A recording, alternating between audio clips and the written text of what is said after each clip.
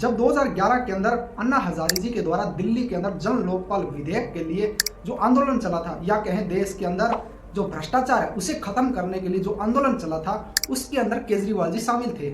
और उन्होंने तब वहां से 1 साल बाद एक पार्टी बनाई जिसे आम आदमी पार्टी बोलते हैं। तो उससे लोगों को उम्मीद जगी कि देश के अंदर अब भ्रष्टाचार खत्म हो जाएगा, एक क्रांति आएगी, एक रिवोल्यूशन होगा।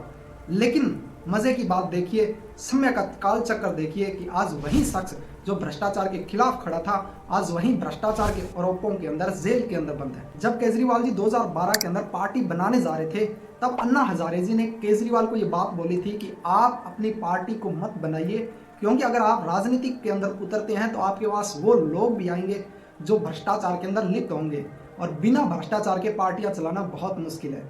लेकिन तब केजरीवाल जी ने उनकी ये बात नहीं सुनी थी। अब केजरीवाल जी के अरेस्ट होने के बाद उनका एक वीडियो वायरल हो रहा है, जिसको आपको सुनना चाहिए। पहले इसको सुनिए। कल को अगर मनीष सिसोदिया चोरी करेंगे तो मनीष सिसोदिया केजरीवाल का कुछ नहीं लगता, उसको जेल जाना पड़ेगा। कल को अगर मैं चोरी करूंगा तो मैं भी तुम्हारे संग नहीं लगता, मेरे को भी जेल जाना पड़ेगा। अब इससे आपको समझ आ जाएगा कि उस टाइम केजरीवाल जी भ्रष्टाचार के खिलाफ कितने ज्यादा कट्टर थे।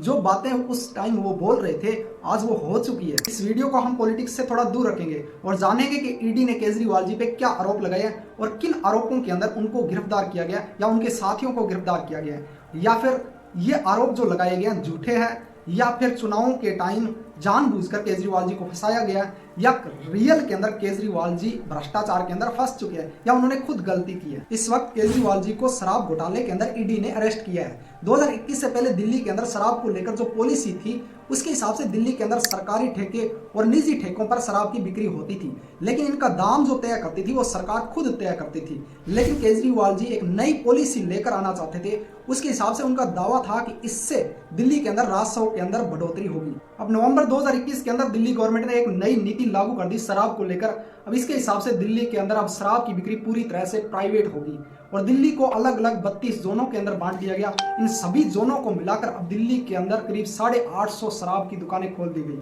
अब इस नई पॉलिसी के अंदर शराब ठेकेदारों को ये परमिशन मिल गई कि अब आप ग्राहकों को लुभाने के लिए किसी भी प्रकार की स्कीम लॉन्च कर सकते हैं, आप किसी भी प्रकार का डिस्काउंट दे सकते हैं। इसे हुआ यह कि दिल्ली के अंदर 50% तक डिस्काउंट दिया जाने लगा और एक पेटी पर एक पेटी फ्री दी जाने लगी।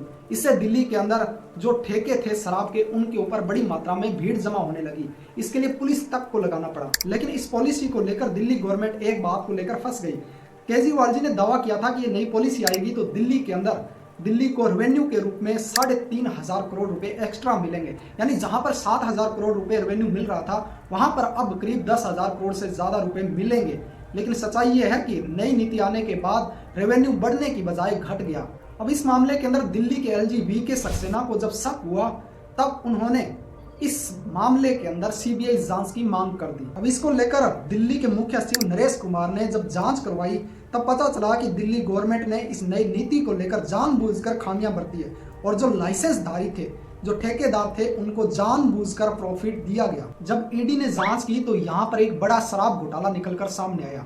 ईडी का कहना है कि एक साउथ ग्रुप नाम की एक शराब लॉबी ने दिल्ली गवर्नमेंट को 100 करोड़ रुपए रिश्वत के रूप में दिए थे दिल्ली के अंदर कारोबार करने के लिए, और ये पैसे 100 करोड़ रुपए विजय नायर नाम के एक व्यक्ति को दिए थे जो केजरीवाल जी के काफी निजी थे। सिर्फ इतना ही नहीं, ईडी ने महेंद्रू नाम के एक शराब व्यापारी के बयान का हवाला देते हुए केजरीवाल जी पे खुद पे ये आरोप लगाया कि केजरीवाल जी और महेंद्रू जी के बीच में बातचीत विजय नायर ने करवाई थी और वीडियो कॉल में केजरीवाल जी ने ये बात बोली थी कि आप विजय नायर पर भरोसा कर सकते हैं, ये अपना ही बंदा है। अब इसी साजिश के अंदर बीआरएस नेता के कविता भी शामिल थी जिसको ईडी ने अरेस्ट कर लिया, जिस पर ईडी के आरोप थे कि इस नीति बनाने में कहीं न कहीं इनका भी हाथ था और इनको भी यहाँ से प्रॉफिट मिला। आप नेता संजय सिंह के खिलाफ एक दायर याचिका में ये दावा किया ईडी ने कि जो 100 करोड़ रुपए मिले थे इनको, उसमें से 45 करोड़ रुपए गोवा चुनाव के अंदर खर्च कर दिए गए। इस साजिश के अंदर मनीष सिसोदिया और संजय सिंह को करीब 2 करोड़ से ज्यादा रुपए मिले और विजय नायर को करीब 1.5 करोड़ रुपए मिले। इस वजह से ईडी ने इनके खिलाफ जांच कर इनको अरेस्ट कर लिया। अब जब ईडी को केजरीवाल जी खुद के खिलाफ कुछ सबूत मिलने शुरू हुए तो ईडी ने केजरीवाल जी को करीब 9 बार बुलावे का समन भेजा, लेकिन केजरीवाल जी एक बार भी नहीं गए। इसके पीछे वजह क्या थी वो खुद ही जानते। इसके बाद ईडी ने केजरीवाल जी को अरेस्ट कर लिया और अब तक लगभग बड़े सभी नेता जो आम आदमी पार्टी के थे वो सभी अरेस्ट हो चुके हैं। अब इस मामले से जुड़ा अन्ना हजारे जी का एक बयान सामने आ रहा है जिसमें उन्होंने कहा था कि जब केजरीवाल जी इस प्रकार की नीति बना रहे थे शराब को लेकर, तब उन्होंने आगाह किया था कि आप इस प्रकार की नीति के चक्कर में न पड़े। अगर आपने ऐसा किया, अगर आपने कोई गलती की तो आपके खिलाफ भी मैं आंदोलन के अंदर उतर सकता हूँ। अब अगर इस मामले से हटकर बात करें तो दिल्ली गवर्नमेंट ने ऐसी नीतियां क्यों बनाई जिससे शराब पीने वाले लोगों की संख्या बढ़ जाए, उन्हें आसानी से शराब मिले? क्या उनकी नीतियां ऐसी थी कि इससे सिर्फ राजस्व के अंदर फायदा होना चाहिए, लोगों को कोई नुकसान हो, इससे फर्क नहीं पड़ता? अब केजरीवाल जी के अरेस्ट होने के टाइमिंग की बात करें, कुछ लोग दावा कर रहे हैं कि चुनावों के नजदीक होने के कारण उनको अरेस्ट किया गया। फर्क नहीं पड़ता कि किसको किस टाइम अरेस्ट किया गया। अगर किसी ने गलती किया तो वो टाइम चाहे कोई भी हो।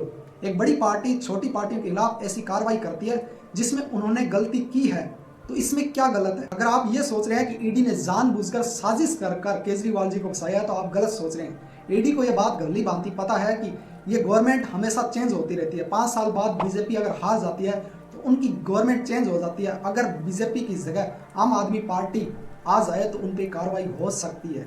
इसलिए ऐसा कोई काम ईडी के लोग नहीं करेंगे जिससे आगे चलकर उनको नुकसान हो। अब देखो, जो गलती कर रहा है उसे सजा मिलनी जरूरी है, चाहे कोई पार्टी पावर में हो, इसलिए छोटी पार्टी को सजा दे रही है। लेकिन अगर गलतियां करती है तो उसमें कोई हर्ज नहीं है। आने वाले टाइम में शायद कभी आम आदमी पार्टी भी एक पावर में बड़ी पार्टी बनकर आ जाए और बीजेपी नेताओं ने अगर भ्रष्टाचार किया है तो उन्हें अगर सजा दे तो क्या गलत है? कुछ लोग मेरी बात से सहमत नहीं होंगे, उनकी आइडियोलॉजी अलग हो सकती है, मेरी आइडियोलॉजी अलग है, लेकिन जो चीज़ गलत हो रही है उसका विरोध करना जरूरी है।